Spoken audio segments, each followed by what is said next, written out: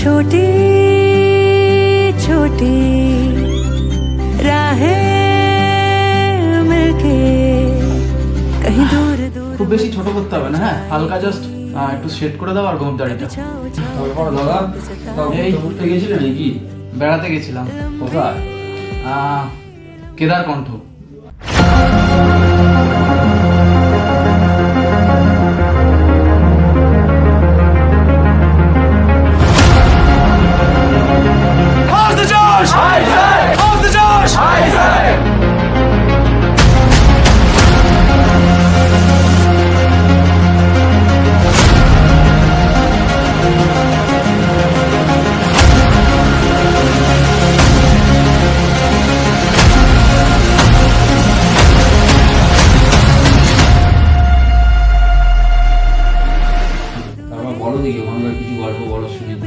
গল্প শুনবে? চলো তাহলে আমি শুরু থেকেই শুরু করি। হ্যাঁ তো দিনটা ছিল 21শে ডিসেম্বর, যখন পুরো কলকাতা শহর বড়দিনের আনন্দ উৎসবের জন্য তোড়জোড় করছে, তখন আমার মতো ভ্রমণ পাগল একটা ছেলে এই সমস্ত কিছুকে পিছনে ফেলে রেখে বেরিয়ে পড়ে নিজের স্বপ্ন পূরণ করতে। যখন পুরো কলকাতা শহর 16 ডিগ্রি ঠান্ডাতে ঘরে লেপ কম্বল মুড়ি দিয়ে ঘুমোতে ব্যস্ত, তখন আমাদের 60 জনের একটা গ্রুপ মাঝরাতে -20 ডিগ্রি ঠান্ডাতে প্রায় 3800 মিটার উচ্চতায় সূর্যোদয় দেখার জন্য বেরিয়ে পড়ে। তবে এই গল্পের শুরু হয়েছিল আমাদের সবার প্রিয় কলকাতা শহর থেকে, বরং বলা ভালো হাওড়া স্টেশন থেকে। তো এখন আছি হচ্ছে হাওড়া স্টেশনে, আর ঘড়িতে 1টা বাজতে মাত্র কিন্তু 6 মিনিট বাকি রয়েছে। আমাদের ট্রেন ছাড়বে 1টার সময়। আমাদের ট্রেন ছেড়ে দিয়েছিল একদম রাইট টাইমে, আর ট্রেনের মধ্যে এই 29 ঘন্টা জানালার ধারে বসে প্রকৃতি দেখা ছাড়া বিশেষ কিছু কাজও ছিল না।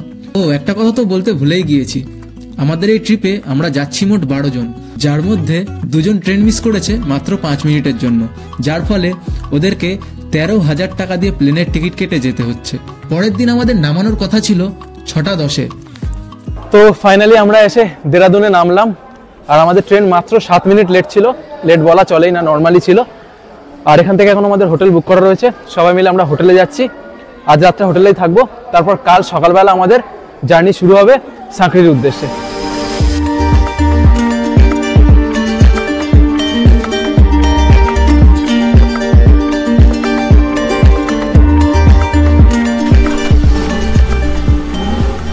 তো দেরাদুন থেকে ট্রাভেলার নিয়ে আমরা বেরিয়ে পড়েছি সাঁকড়ির জন্য, আর আমাদের একটা ট্রাভেলার দিয়ে দিয়েছে পুরো আমাদের গ্রুপটা 12 জনের জন্য। তো কেমন লাগছে সবাই?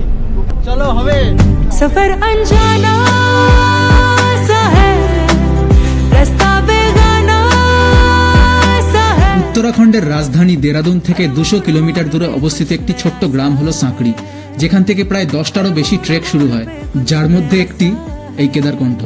सफर अनजाना सा है, रास्ता बेगाना सा है, हर मोड़ मोड़ पे कुछ नया सा है, हर मोड़ मोड़ पे कुछ नया सा है। দেরাদুন থেকে প্রায় 10 ঘন্টা ট্রাভেলারে করে জার্নি করার পর সাঁকড়ি পৌঁছাতে পৌঁছাতে আমাদের প্রায় 5টা বেজে গেছিল, এবং সাঁকড়িতে আমাদের ওয়েলকাম কিছুটা এইভাবে হয়েছিল।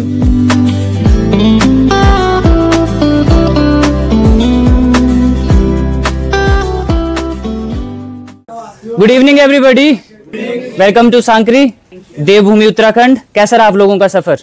यू आर लकी गाइस, आज ही स्नोफॉल स्टार्ट हुई है and we are hoping to get more snow up there.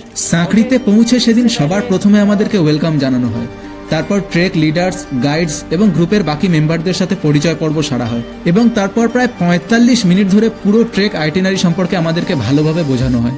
তো কাল থেকে শুরু করে সাঁকড়ি ফিরে আসা পর্যন্ত আগামী 4 দিন আমরা কোনো রকম নেটওয়ার্ক বা ইলেকট্রিসিটি পাবো না, সেই জন্য মোবাইল থেকে শুরু করে ক্যামেরা সমস্ত রকম ডিভাইস আমাদের সেদিন রাতেই চার্জ করে নিতে হয়। ট্রেকিং ইকুইপমেন্টস এর মধ্যে কিছু জিনিস যেমন ট্রেকিং পোল, হেডল্যাম্প এগুলো আমার কাছে না থাকার জন্য ওদের ওখান থেকে রেন্ট নিয়ে নিতে হয়।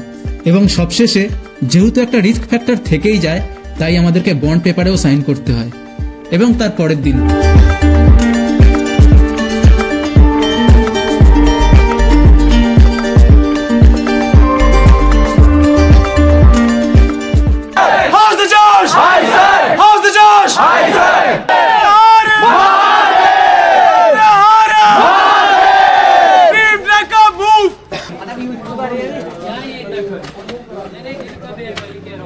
তো ঘড়িতে সময় 11টা 10, আমরা হাঁটা শুরু করলাম। ট্রেকিং এর অভ্যেস আমার এর আগেও ছিল। সান্দাকফু ফালুট আমি পায়ে হেঁটে কমপ্লিট করেছিলাম, তো সেই হিসেবে দেখতে গেলে চড়াই চড়তে আমার খুব একটা অসুবিধা হচ্ছিল না।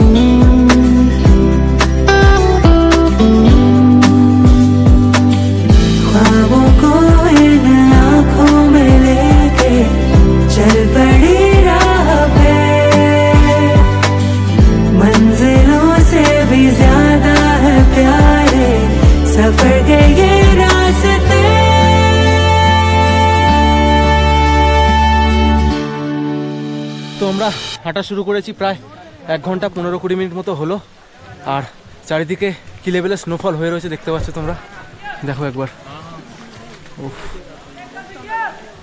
कैसा लग रहा है गाइस? मजा आ रहा है। यहाँ पे टेम्परेचर 0 डिग्री है, वो फील नहीं हो रहा। एकदम एकदम गर्मी बहुत है, बट ऊपर जाके पता चलेगा टेम्परेचर। चलिए, आप लोग जा रहे हो ना अभी? Please subscribe. তারপর আরো খানিকটা রাস্তা এগোনোর পর আমরা এসে পৌঁছাই মুরুলিওয়ালে বাবার ধাবার কাছে।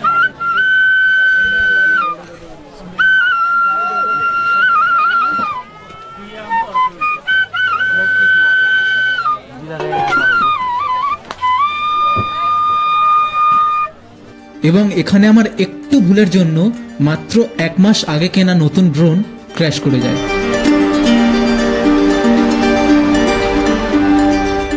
সো এখন টাইম হচ্ছে 4:12 আর সকালবেলা 11:10 আমাদের ট্রেকিং স্টার্ট করেছিলাম। তো প্রায় 5 ঘন্টা ধরে 4 কিলোমিটার ট্রেক করার পর অবশেষে আমরা এসে পৌঁছালাম আমাদের আজকের দিনের স্টে অর্থাৎ জুড়াকা তালাবে।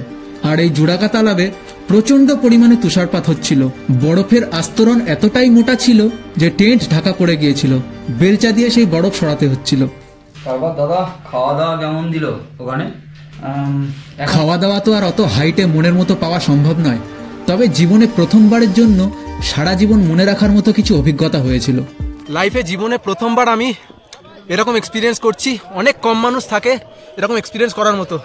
দেখে বুঝতেই পারছো কি লেভেলের স্নোফল হচ্ছে। আর স্নোফলের মধ্যে দাঁড়িয়ে এই হচ্ছে আজকে আমাদের লাঞ্চ, প্রায় বিকেল 4:30-র সময়। ভাত, তরকা ডাল আর একটা পাঁপড় আর প্লেটের মধ্যে বরফ ভর্তি, এই হচ্ছে আজকের আমাদের লাঞ্চ। চলো।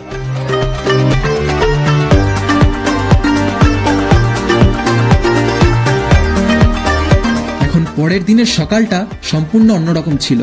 গতকালের তুষারপাত থেমে গিয়ে পুরো আকাশ সোনালী সূর্যের ছটায় ভরে গিয়েছিল। তবে দিনের শুরুটা আমার জন্য খুব একটা ভালো ছিল না।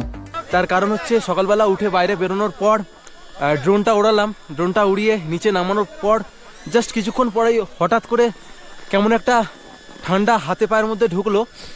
নিজের কন্ট্রোলে ছিলাম না, পুরো চোখ ধোঁয়া হয়ে গিয়েছিল আর মাথা ফাথা ঘুরে গিয়েছিল। তো আমি বেশি দেরি না করে সঙ্গে সঙ্গে আমাদের যে গ্রুপে 12 জনের মধ্যে দুলাল ছিল, দুলালকে বললাম, দুলাল গাইডকে ডাকলো। এই হচ্ছে গাইড আমাদের সঙ্গে আছে, দেখতে পাচ্ছ চন্দু ভাই। চন্দু ভাই কিন্তু সঙ্গে সঙ্গে এসে আমাকে নিয়ে কিচেনের মধ্যে গেল। কিচেনের মধ্যে নিয়ে গিয়ে বেশ খানিকক্ষণ প্রায় 20 মিনিট ধরে বসিয়ে আমাকে গরম আগুনের সেঁক দেওয়ালো হাতে পায়ে। তারপরে গিয়ে আমি কিন্তু আবার অনেকটা নর্মাল হয়েছি। সো আর একটা জিনিস তোমাদের দেখানোর আছে, এইরকম জায়গায় এসে টয়লেটের কিরকম কি সুবিধা রয়েছে। কোনো রকম এখানে তো ফেসিলিটি সেরকম খুব বেশি নেই। তো এই সামনে দেখতে পাচ্ছ এগুলো হচ্ছে এখানে ড্রাই টয়লেট, এরকম টেন্ট খাটানো রয়েছে। আর এর ভিতরেই কিন্তু জাস্ট গর্ত খোঁড়া রয়েছে, ওখানে কিন্তু টয়লেট করে যা করার করে সেগুলো কিন্তু বরফ বা মাটি চাপা দিয়ে দেওয়ার ব্যবস্থা রয়েছে। এই সিস্টেম এখানে রয়েছে। তো এখানে আসলে কিন্তু এর জন্য প্রিপেয়ার হয়ে এসো।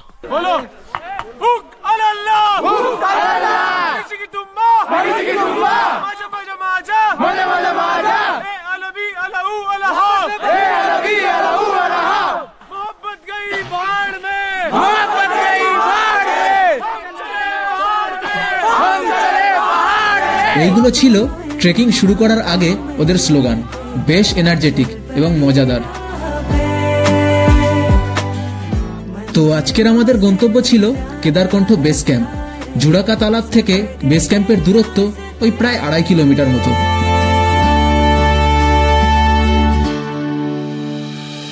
ऊंचे ऊंचे पहाड़ों पे जाके इस दिल की ख्वाहिशें यूं गुनगुनाएंगी, कहीं छाँव छाँव कहीं धूप सताएगी।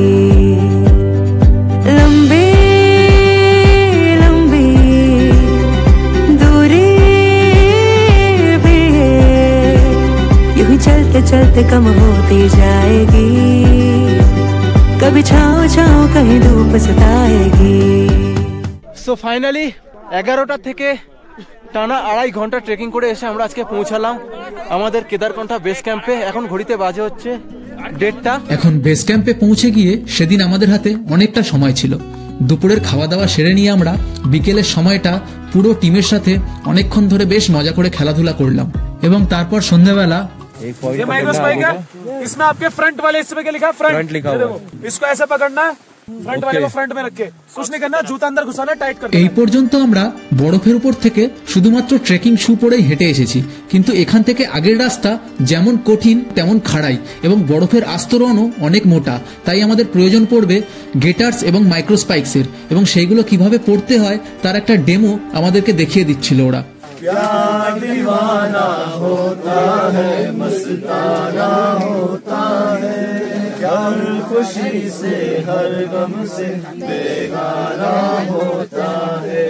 গত দুদিন ধরে বরফের মধ্যে হাঁটার ফলে জুতো মোজা সব ভিজে গিয়েছিল, তাই পরের দিনের কথা মাথায় রেখে রাতে শোয়ার আগে ভালো করে সেগুলোকে আগুনে শুকিয়ে নিই আমরা। তো এখন ঘড়িতে টাইম হয়ে গেছে রাত 11:08 আর ডিনার আমাদের অনেকক্ষণ হয়ে গেছে। ফাইনালি ব্যাগপত্র গুছিয়ে রেখে একেবারে যা পড়ে আমরা ভোরবেলা বেরোবো সমস্ত কিছু রেডি হয়ে আমাদের যে ট্রেক লিডার্স রয়েছে আমাদেরকে শুতে বলেছিল।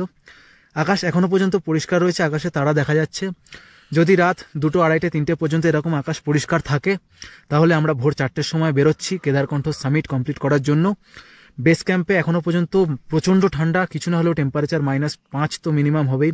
অলরেডি এখন টেন্টের ভিতরে স্লিপিং ব্যাগের ভিতরে 4টে লেয়ার পরে শুচ্ছি, জাস্ট একটা প্যাডেড জ্যাকেট সকালবেলা পরবো, পরে বেরিয়ে যাব। 3টের সময় আমাদের ব্রেকফাস্ট করাবে বলেছে, তো 2:30 থেকে 2:45-এর দিকে উঠে যাব, ব্রেকফাস্ট করব, করে 4টের দিকে আমরা ফাইনালি মুভ অন করবো কেদারকণ্ঠ সামিটের দিকে। এবং আমাদের ভাগ্য সত্যিই খুব ভালো ছিল যে ঘুম থেকে উঠে আমরা আকাশের দিকে তাকিয়ে কিছুটা এরকম দৃশ্য দেখতে পাই।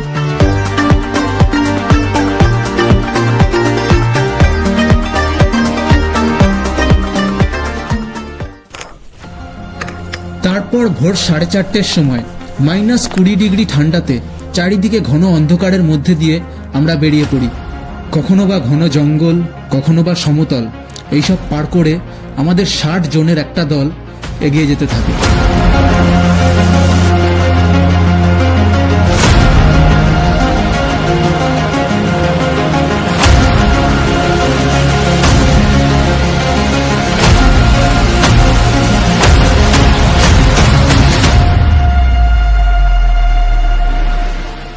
তো আমরা স্টার্ট করেছিলাম থেকে প্রায় 2.5 ঘন্টা হাঁটার পরে এই দেখতে পাচ্ছ একটা ধাবা মতো আছে, এখানটায় জলটাও গরম করার জায়গা রয়েছে, এসে পৌঁছালাম।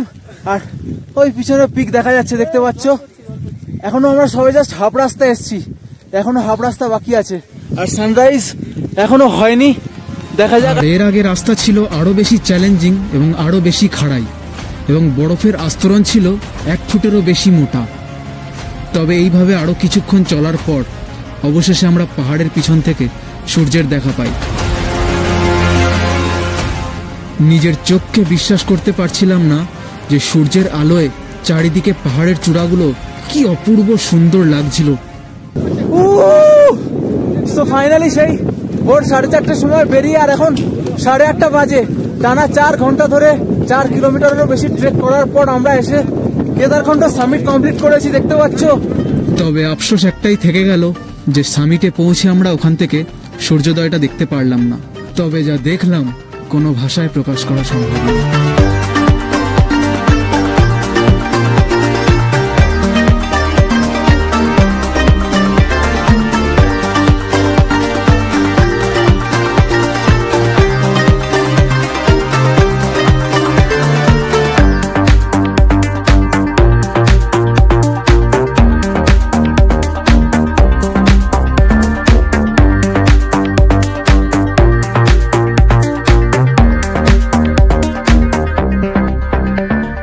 Okay, first of all, congratulations, 12,500 feet. Clap for yourself. ठीक है, यहाँ से बहुत अच्छा हिमालयन व्यू आता है।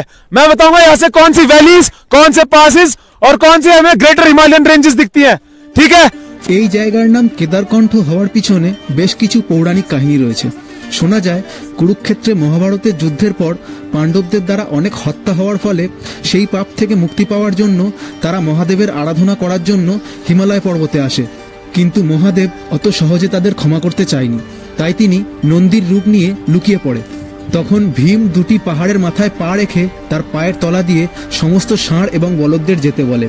তখন একটি ষাঁড় বাদ দিয়ে বাকি ষাঁড় এবং বলদেরা তার পায়ের তলা দিয়ে চলে যায়। এইভাবে ভীম নন্দীরূপী মহাদেবকে চিনতে পেরে তার পিছু করে। ঠিক তখনই মহাদেব বাধ্য হয়ে তার শরীরকে বিভিন্ন ভাগে ভাগ করে সেই স্থান থেকে অদৃশ্য হয়ে যায় এবং কথিত আছে ঠিক এই স্থানেই মহাদেবের গলা অর্থাৎ কণ্ঠ পড়েছিল এবং সেখান থেকে এই জায়গার নাম হয় কেদারকণ্ঠ।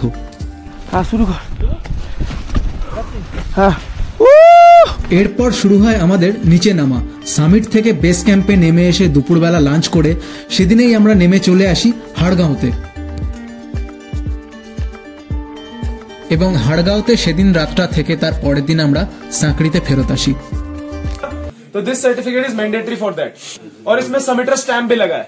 This shows that you have touched 12,500 feet, ये स्टैम्प है। फिर उसमें ATOI adventure tour operator association of India. তারপর সাঁকড়িতে এসে আমাদের প্রত্যেককে কেদারকণ্ঠ সামিট কমপ্লিট করতে পারার জন্য একটা করে সার্টিফিকেট দেওয়া হয়। তো এই ছিল হচ্ছে আমার পুরো জার্নির গল্প। কেমন লাগলো বলো? খুব সুন্দর, আমার কাছে নতুন এক্সপিরিয়েন্স পেলাম। আর এই ভিডিওটা ইউটিউবে ছাড়বে তো? হ্যাঁ, ইউটিউবে তো ছাড়বো, তবে কয়েকদিন টাইম লাগবে। ভিডিওটা ভালো করে মনের মতো বানিয়ে তারপর ইউটিউবে ছাড়বো। লিঙ্ক পাঠিয়ে দেবো, দেখো, দেখে বলো কেমন লাগে। ঠিক আছে।